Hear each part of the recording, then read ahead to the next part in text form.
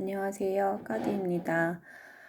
요즘 너무 힘드시죠? 그래서 저는 또 덕분에 집안에 방콕해 있으면서 책을 좀 많이 보게 됐어요. 힘들고 어지러운데 뉴스를 보면 계속 막 더 불안해지고 심리가. 그래서 그냥 책에 푹 파묻히자. 책만 파묻히는 게 아니라 또 이렇게 막 먹어요. 먹고 책 보고 눕고. 그래서 살이 지금 엄청 찌고 있다는. 아무튼 그래서 제가 요즘 읽고 있는 책이 뭐냐면 침묵의 봄이에요.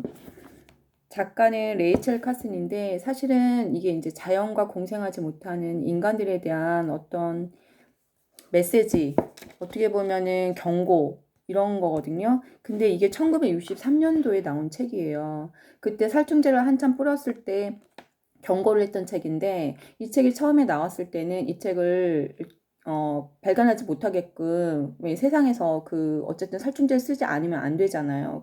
그러한 일이 있었다는 책이라고 해요. 근데 사실 그 일이 지금 다가오고 있잖아요. 그래서 제가 이 책을 읽으면서 이 부분을 좀 읽어드리고 싶다 해서 자연의 반격이거든요. 책토 15인데 좀 길어요. 그래서 이거를 제가 읽다 보면 막 20분이 훌쩍 넘어갈 것 같아서 중간에 읽다가 커트를 할 수도 있어요. 근데 여러분들은 그 요즘 외출 많이 못 하잖아요. 그러니까 그때 이 책뿐만 아니라 자연에 대한 경고에 대한 책은 많이 있어요. 근데 음, 이 책도 좀 신선하더라고요. 그래서 꼭 한번 읽어봤으면 좋겠습니다.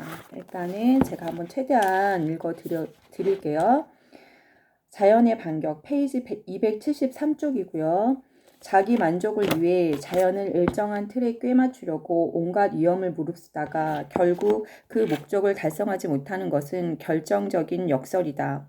하지만 이것이 바로 우리가 처한 상황이다. 자연은 결코 인간이 만든 틀에 순응하지 않는다. 이 말 너무 멋있어요. 자연은 결코 인간이 만든 틀에 순응하지 않는다. 사실 같은 인간도 이렇게 하기 힘든데 그 거대한 힘을 갖고 있는 너무 신비로운 힘을 갖고 있는 자연을 어떻게 우리 틀에 맞추려고 하겠어요. 이건 정말 어리석은 일이야.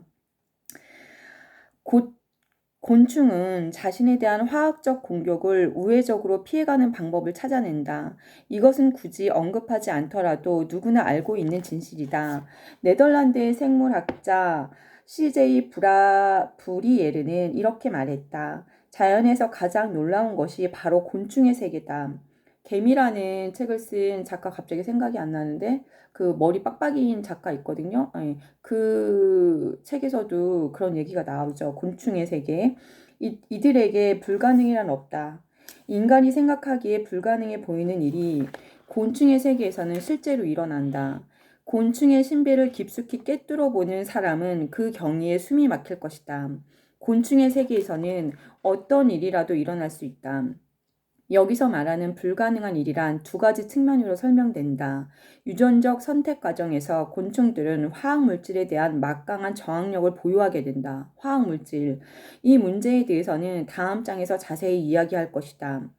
지금 여기서 살펴볼 더욱 광범위한 문제는 인간이 뿌려대는 화학물질로 인해 환경의 내재적 저항력과 각 생물 종을 적절하게 조절하는 방어벽이 약화되는 현상이다.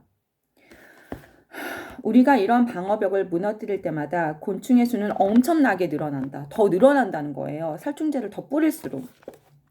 전 세계적으로 보고된 내용을 살펴보면 우리가 지금 심각한 공경에 빠져 있음을 확인할 수 있다. 저희도 지금 그렇잖아요. 우리 나가질 못하고 지금 그 불안 심리도 그렇고 알 수가 없어 진짜. 지난 10년간 강도 높은 화학 방제를 통해 이미 해결했다고 생각한 문제들이 다시 등장하고 있다. 다시 말씀드리면 이 책은 1960년대에 발간된 책이에요. 그 수가 미미하던 곤충이 심각할 정도로 늘어난 것이다. 근본적으로 화학 방제는 자기 파괴적인 특징을 지니고 있다. 화학 물질은 복잡한 생물계에 대한 고려 없이 멋대로 고안되고 만들어진 것이다. 사전에 실험을 거쳤다고는 하지만 이는 특정 종류의 곤충을 대상으로 한 것이지 전체 생물계를 대상으로 한 것은 아니다. 요즘 사람들은 자연의 균형이란 삶이 단순하던 옛날에나 가능한 것으로 이제는 완전히 잊어버린 편이 낫다고 생각한다. 그렇게 넘겨버리면 마음은 편할지 모르나 이는 상당히 위험한 발상이다. 물론 먼 옛날 홍적세와는 다르겠지만 자연의 균형은 오늘날에도 분명히 존재한다. 절벽 끝에 서 있는 사람이 중력의 법칙을 무시할 수 없듯이 위험한 상황에 놓인 우리 역시 복잡하고 정확하며 고도로 잘 쌓인 생문계를 무시할 수 없다. 자연의 균형이 현재 모습 그대로 유지되는 불변의 상태를 의미하는 것이 아니다.